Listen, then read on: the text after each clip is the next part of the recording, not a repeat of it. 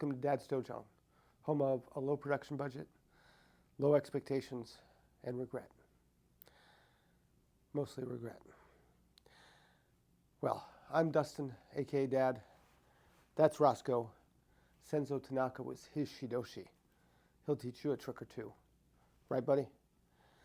So today, we're going to be going over a lesser-known aspect of traditional martial arts training, known as Bucho Undong in Korean or Hojo Undo in Japanese. It's supplemental training that helps condition your body for fighting. This has been largely replaced by strength and conditioning training in modern combat sports. However, that really only helps your physical strength and your cardiovascular endurance. Bucho Undong helps to condition parts of your body for being struck or taking impact. And today we're going to look at several different methods for conditioning your hands for fighting and in a way that is less likely to produce issues like arthritis later on down the road. So without further ado, let's get this show on the road, right, Kat? Now I'm going to demonstrate and explain the methods I use for conditioning my hands. Some people may disagree with those methods. Those people are wrong. Don't listen to them. I, on the other hand, am never wrong. Often mistaken, but never wrong. With that being said, I am not a medical doctor. I haven't even played one on TV. So follow these methods at your own risk, all right? The first we're going to do, and I have an order that I would suggest that you do this in and kind of work your way up. So the first method I'm going to do comes from Shaolin Iron Fist or Iron Palm training. Now traditionally you will see them use a small canvas bag, usually filled with beans of some sort or sand. I use my ground and pound bag because it's roughly a similar type of density. So what I do is I'll sit down here with the bag, and you want to keep your hand loose, kind of just floppy here, and you're going to hit, turn it over, hit, and now at this point you're going to tighten the hand up for a knife hand strike. And you'll do this soft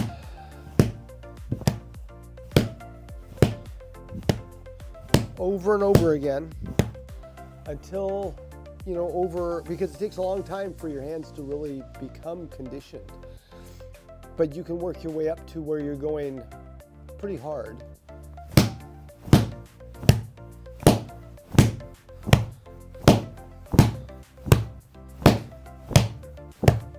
Over and over again. I usually do it in sets of a minute on the right, minute on the left, minute on the right, minute on the left.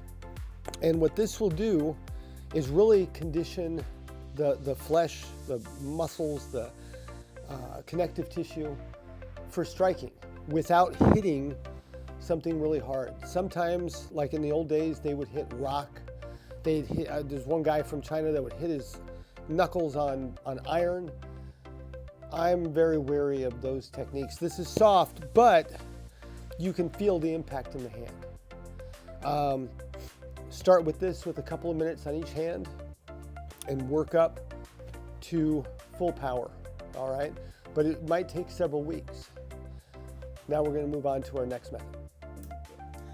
So this next method is also widely used in Shaolin Iron Palm or Iron Fist training, as well as the traditional arts like Japanese karate and Korean taekwondo.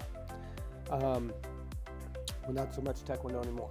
But this is sand in here, and you can see the sand has little pieces of rock and whatnot. It's very, very coarse. So what this will do, well, we're going to strike it, and it will give you little tiny cuts or scrapes on the knuckle, and it will create a kind of like a callus.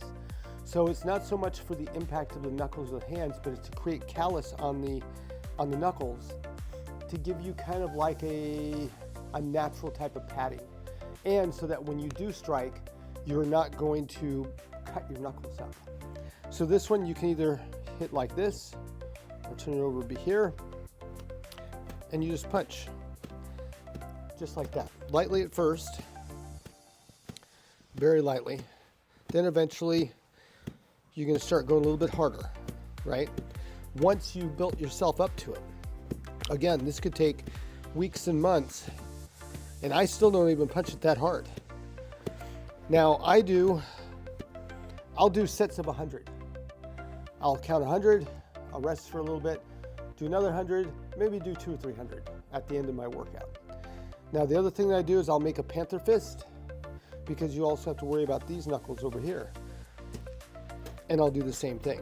And it also conditions that panther fist for striking. So that way, if you ever do need to use it, it's strong. Just like that. And again, in sets of hundreds. Now, you can upgrade. And you can move, usually you want to go up to maybe like a pinto bean, fill up a bucket with pinto beans, and eventually 2 rocks. These are like glazed rocks. They're hard, but they're not really super sharp. Once you progress more and more and more, you might want to progress to a sharper type of rock. But for this, you can punch, right? But I prefer to do my panther fist in here, okay? And especially my spear hands or spear fingers, because you're able to penetrate in here and you can feel it on the tips of your fingers. Because in traditional styles like karate and taekwondo, we have these techniques in our pumse, our kata, our basics, right? Our kibon or kihon. But if you don't condition your fingers for striking and you actually go to use that technique, you're going to damage your fingers. So this is a good way to condition that. It gives you that resistance without hitting something super solid yet, to where you might damage the bones. So it's a good first step. And again, hundreds, maybe do, 100, take a break, another 100, take a break, and so on and so forth. Now we'll move on to our last method. So the next thing that I do, I kind of put in the place of old school Makiwara training. In Japanese, they would use a Makiwara. In Korean, they call it a Kwango or a Dalyanju, which is the same thing. It's a striking post. Essentially a wooden board that has some give to it, or a wooden post that has some give, and it's usually covered, the top part where you're going to strike is usually covered with leather or more traditionally a type of rope. And you would strike this over and over again. But of course, as we know, when you're striking really hard objects, you can do a lot of damage to the knuckle itself.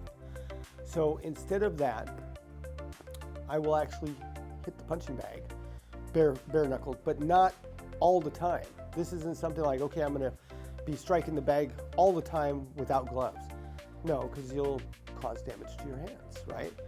So General Choi Hong Hee, or Choi Hong Hai, I've heard it pronounced both ways, who was essentially the guy that named Taekwondo.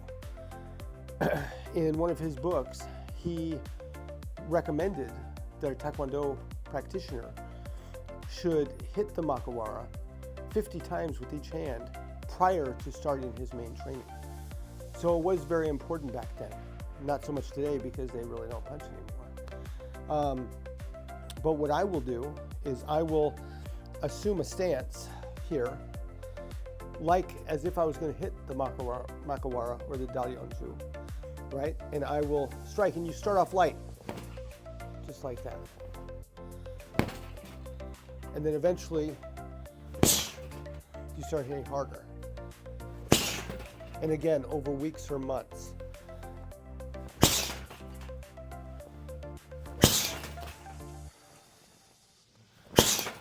Okay, start off very light. I do between 30 and 50 with each hand. And then I will also do it in more of a traditional like boxing style stance.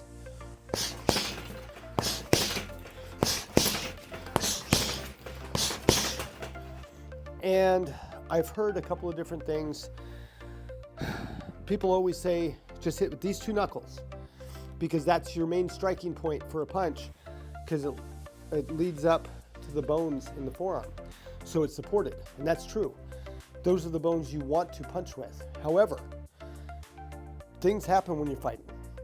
If this guy moves, you might end up clipping him with these two knuckles, which is where you get the traditional boxer's fracture of the hand. So you may want to also lightly build up those bones, just kind of punching over and over again, like that.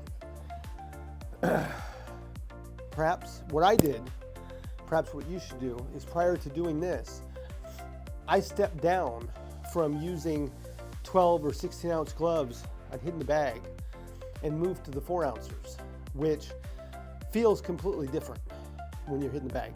Especially if you're trying to throw hooks, it feels awkward, but it's a step closer to hitting without anything. And also, because there's less padding, starts to prepare your hand more for that impact. Now, once you take the gloves off altogether, it's going to feel real different trying to hit a target without gloves if you're used to wearing those 12 to 16 ounce gloves. Not to mention, it's going to be a whole heck of a lot easier to use the bathroom.